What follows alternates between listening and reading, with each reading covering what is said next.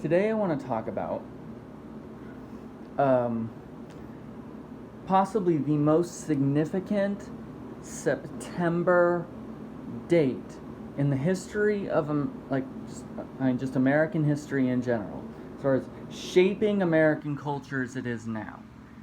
And no, I'm not talking about any date that was in 2001. I'm talking about September 12th, 1905. Now, just kind of picture it for a minute. Smoky back room, New York City, lower Manhattan.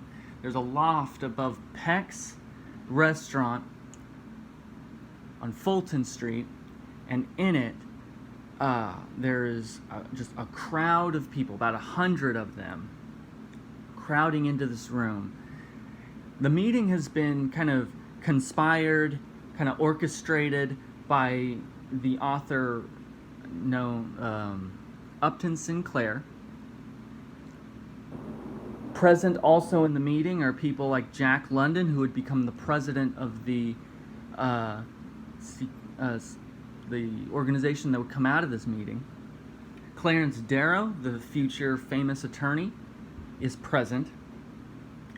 And eventually, in the outgrowing of the resolutions that this meeting would call to order, you would have people like future director of the Council on Foreign Relations, Walter Lippmann, would become the president of the chapter of this organization at Harvard University. W.E.B. Du Bois, famous author, as well as African American leader, NAACP leader. You have Victor Berger, who would become the first socialist elected to Congress. Reinhold Niebuhr, whom many of you are probably aware of the work of, but maybe don't know him by name. The Serenity Prayer, which is used throughout this country, throughout the world, as a part of the like AA and NA and those kind of recovery programs, including Celebrate Recovery. It was written by him. He was also a member of this organization. Robert N. Baldwin, who would found the American Civil Liberties Union, would become a member of this organization. Charles Beard, the legendary historian who's possibly the most responsible for most of what you consider to be history nowadays, or at least the perspectives on history that we most often teach in American schools. The son of FDR, Franklin Roosevelt Jr., a member. Multiple United Auto Workers, officers, and directors were present there. Now, why were they meeting? As a part of their actual articles, their purpose was to strategize the infiltration of their ideas, specifically the proliferation and kind of promotion of a then obscure thinker and writer named Karl Marx, to proliferate those ideas and infiltrate them into academia by organizing chapters in as many colleges as possible. By the time FDR's New Deal would come along, they would only have about 5,000 members, but that didn't stop them from having profound influence, because their members were not just laymen who would go to meetings occasionally of like thoughtmen, but that they would, like Reinhold Niebuhr, who's a theologian, organizations that are involved in law and government, organizations that are involved in unionizing public labor, organizations that are involved with shaping journalism. They were everywhere.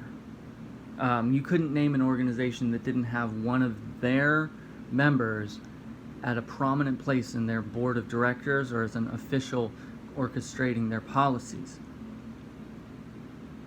Every textbook that you have ever read while you are in public school has likely had their fingerprints on it. Every paper, Minneapolis Tribune, New York Times, Washington Post, have had their hands on them. Now, does that mean that they're evil? No, I wouldn't say that. Does that mean that we are under Soviet attack? No, think about the fact that it's 1905 in this instance. Smoke fills the room because it's still legal to smoke everywhere and everyone does it.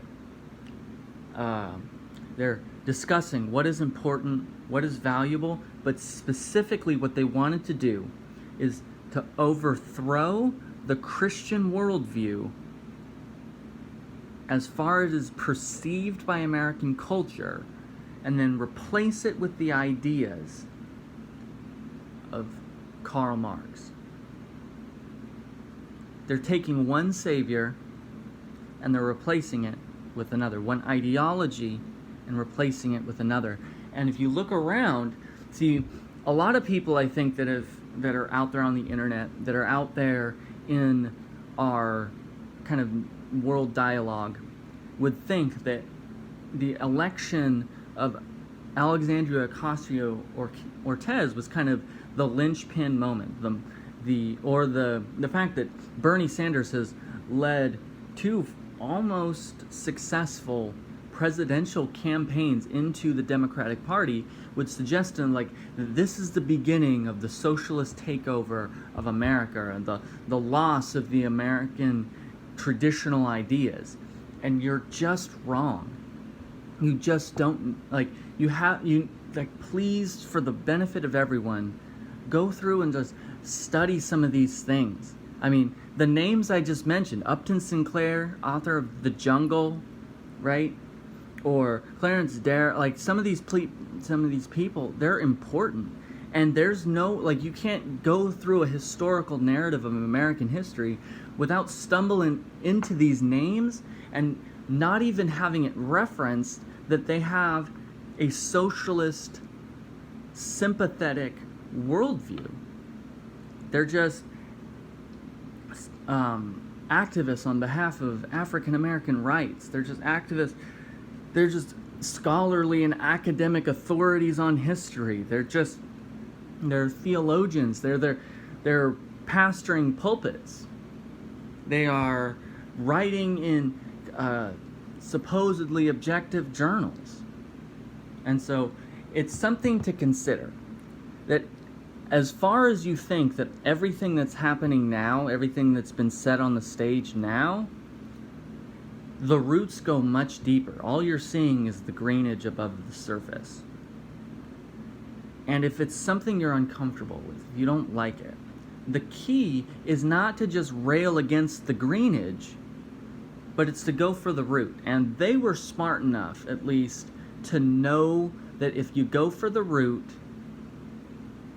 you get the greenage as well with it. You get the greenery with it. So if nothing else, learn from your opposition so that you can plot and you can strategize and you can develop realistic approaches to kind of at least repairing your own boundaries. And then, if that doesn't give you reason to maybe homeschool your kids, I'm not advocating for that, but if that doesn't make you maybe I should do this, maybe you should. As well as not only that, but if you are concerned about the status of the way things are, think about the little things they did back then that made the dynamic impact later, and start doing those little things now, and you will probably die before any of the fruit comes from what you've been doing. But a small stone creates large ripples when they're far down the stream. So September 12th, 1905. Remember it.